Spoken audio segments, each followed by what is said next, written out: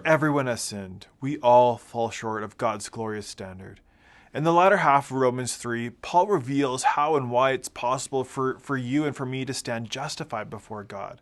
Now, justification is this act of God's grace in bringing sinners, us, into a new covenant relationship with himself and counting us as righteous before him through the forgiveness of sins. A righteous God and his unrighteous creation cannot fellowship together. They will forever be separated by the chasm sin has created. But when God took the initiative and bridged the gap through Jesus, relationship was restored. That's the good news. That's right, there's hope. There's hope for you and for me, even though we fall incredibly short of God's glorious and perfect standard he's given us. He's offered a way for us to be in relationship with him, to stand righteous and justified before him through the forgiveness of our sin. We've learned that humanity is completely unrighteous, and the only way for things to be made right is for God to do something. In Romans 3:21 through 31, we learn that God satisfied his own standard of righteousness by offering a righteous, perfect, sinless sacrifice, his Son, for the sins of humanity. Here's the good news. Every person who embraces by faith what God has done through Jesus can be declared righteous in his sight. The good news of salvation through Christ is offered to everyone, Jew and Gentile. God declared everyone guilty so that he might offer everyone his free gift of salvation. Salvation is free, but as we know, it's not cheap. Payment for sin had to be met, and Jesus' blood was the price. Jesus had to die on the cross, his blood shed in order to satisfy the law. That was the cost, a sacrifice for you and for me.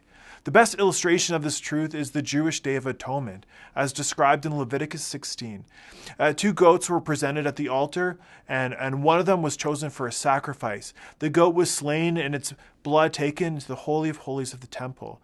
The shed blood met only temporarily the righteous demands of the holy God. The priest then put his hands on the head of the other goat and confessed the sins of the people. Then the goat was taken out to the wilderness and set free to symbolize the carrying away of sins. In the Old Testament, the blood of animals could never completely take away sin. It could only cover it for a time. Then Jesus came. For God presented Jesus as the sacrifice for sin. People are made right with God when they believe that Jesus sacrificed his life, shedding his blood. Because of his death and resurrection, there would be redemption, a purchasing of the sinner and setting us free. Atonement for our sin has been made and our relationship has been restored. This is the reconciliation of God and us through death and the resurrection of Jesus Christ that made atonement for the sins of everyone. His death satisfied God's just wrath against sinful humanity, just as the Old Testament sacrifices symbolized the payment for our sin. Then in chapter 4, Paul illustrates the truth that righteousness comes only through faith by appealing to the experience of the father of Israel, Abraham. Jesus has come to liberate us from sin. Our response, like Abraham, is one of faith rather than of religious routines and rituals and laws. Paul offers us a commentary on Genesis 15:6 to show the relationship between Abraham and us, that God is faithful. The Old Testament is more properly understood as the Old Covenant, meaning this is the agreement established between God and his people prior to Jesus' coming. Now we have this new covenant, this new life, this new relationship between God and humanity through Jesus Christ.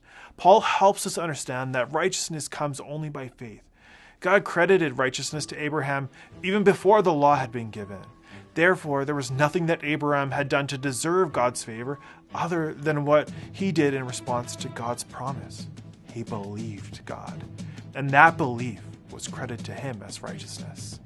As followers of Jesus, we now walk in faith, trusting and knowing that God is at work in, for, and through us each and every day.